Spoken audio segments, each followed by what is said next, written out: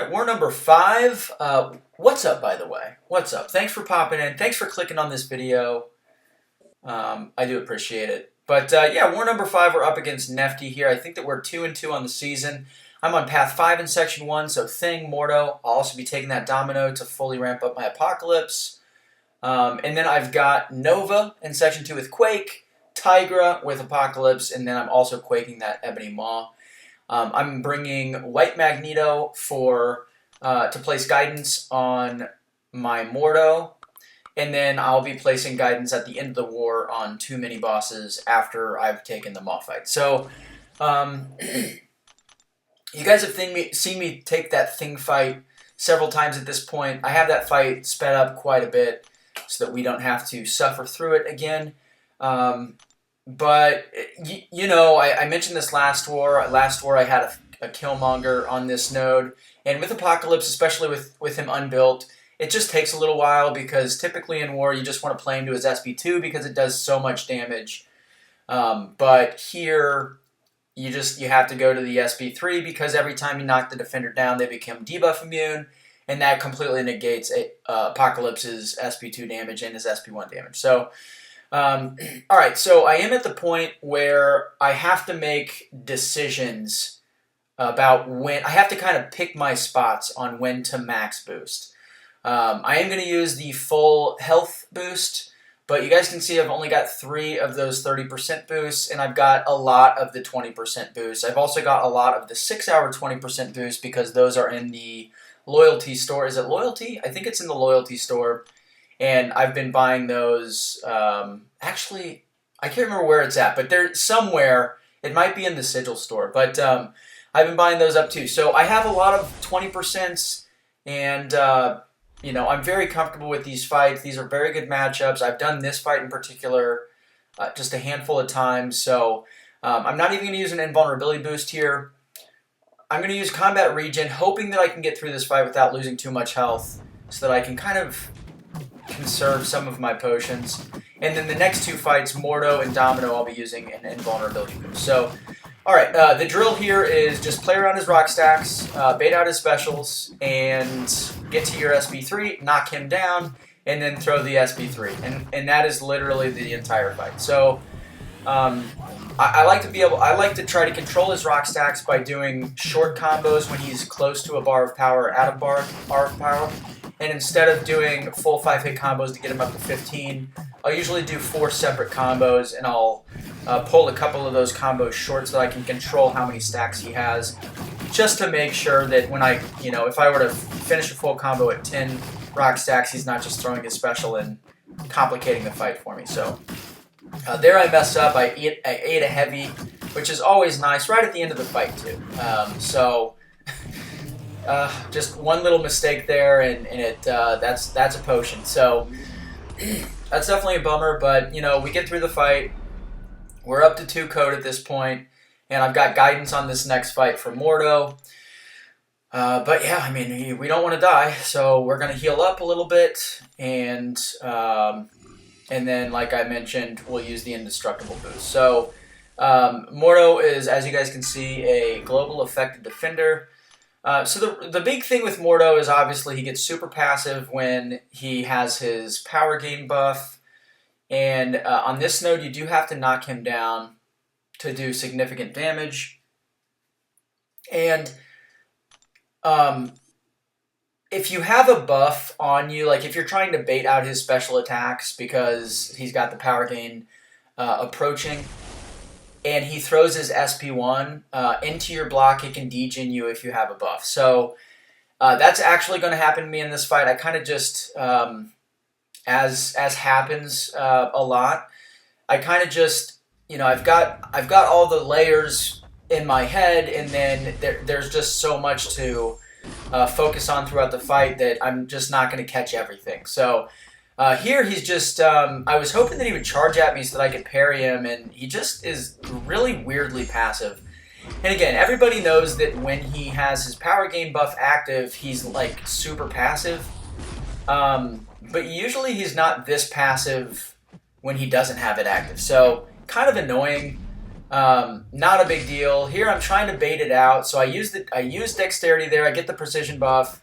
He's going to throw his SP1, and I instinctively block it because in my head, going into this fight, I was like, just block his special attacks, or outrange his SP2, but try not to trigger the global if you can.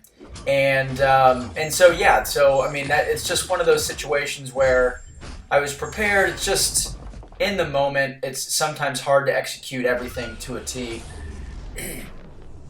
But okay, so that was my last indestructible charge. So from here on out, I need him to, throw his specials. There, when I parried him, he didn't have the protection up, and I wasn't paying attention to that timer, and I thought, oh, I can end the fight here with this SP2.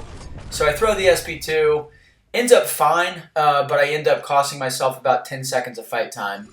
And so again, it's not something that I'm like beating myself up over, but it's I always like to kind of find the mistakes and try to just grind them in my head and hopefully one day I will stop making mistakes and I'll become a perfect war player. Of course, that's not going to happen. But all right, so here we have Domino. So this node is changed from last season. It now has the debuff immunity after you knock them down. So it's the same as the thing placement. So there you guys can see that my parry isn't triggering because she was debuff immune. I'm going to lose quite a bit of health in this fight to critical failure, which is just kind of a bummer, especially with my potion stash situation. But this is the right call. I mean, I think that this is a good opportunity. I think that this is actually the only opportunity that we had in Section 1 to fully ramp up Apocalypse.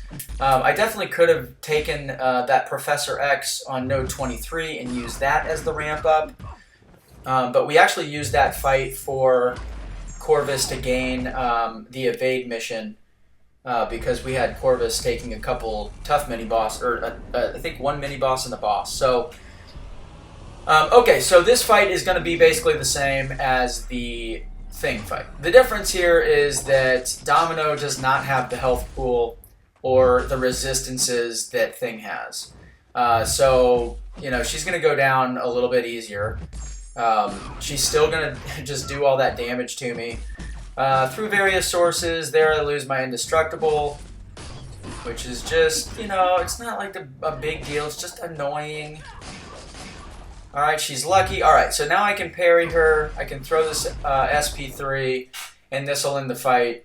So again, I mean, we just keep purging like 30% of our health, and I'm not max boosted right now, as I showed you guys earlier. But I'm pretty sure I'm still over 80,000 health, and so yeah, I don't know what 30% of 80,000 is. I guess it's 2,400 or 24,000 health. So that's like 2 big potions, man. It's just rough. Okay, so for these last 3 fights here, I am max boosting. I just don't want to mess around. This war was very, very close, as pretty much every Masters war tends to go. But this was like tied throughout, and like within one death in either direction for almost the entire duration of the war. So I was not going to mess up.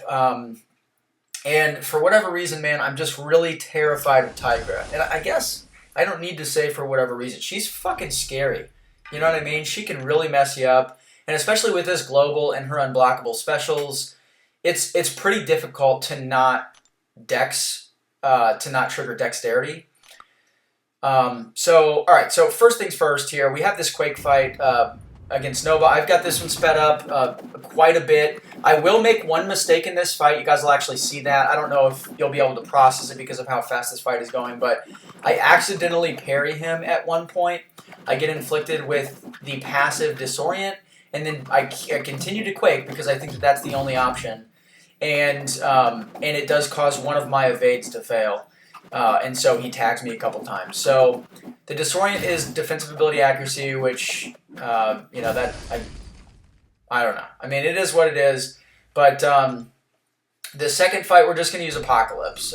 He He gains Disorient immunity, as you guys know, and you know, he's just gonna nuke her. I also would just never Quake Tigra anyway, just because I wouldn't feel comfortable doing that. All right, and then we are going for the advanced power start boost because this does have strike counter. And typically for the strike counter nodes, I just prefer to use an advanced power start. But all right, so here we're good. We haven't triggered Dex yet. My parry failed because of the Disorient. Before I got immunity, I did trigger Dex. Unfortunately, here I hit. I'm able to parry, and I don't know what I was thinking. I knew for sure, like I was very aware that the passive miss was active. So I don't really know what I was thinking. I was just up against the wall against Tiger, and I was like, oh my god, oh my god. I kind of panicked. I threw my heavy thinking this is at least a longer animation. And yeah, I mean, exactly what should have happened happened. She tagged me a couple times. But mercifully, that's my last Apocalypse fight. That definitely factored into the decision there to just throw that heavy into a miss like a genius. But all right, so here, Quake. I considered going into this fight without healing and just using a combat regen boost. And I am going to use a combat regen boost here just to offset the bleed suicide. And because I rarely use them anyway. But, you know, again, it's just, you know, in close wars, and especially just in high tier, I think, in general, you know, I've gotten through a pretty fair number of fights at, you know, under 10% health. It definitely happens, and if you kind of think about it that way, like, when you're thinking about boosts, like, is this extra 10% health really going to help me? Even masteries, you know, I run greater vitality for every single war fight and when I'm placing defense, so that's an extra, I think, 8% health.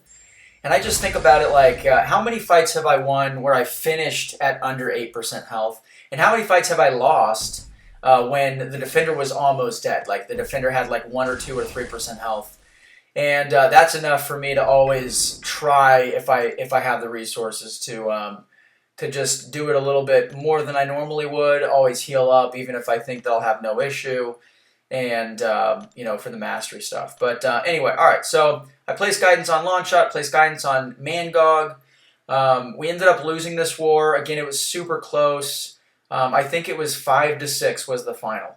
And one of the worst part is one of our 6 was a disconnect, a recorded disconnect. So it's unfortunate, but I mean, that's just how high tier is right now. I think there are 30 to 40 alliances that are capable of clearing with between 4 and 6 deaths, and it's really just about execution at this point. So all is good. You know, I think that we're moving in the right direction, and yeah, I don't know. So leave a like and comment if you want to, subscribe if you want to, and I will catch you guys in the next video.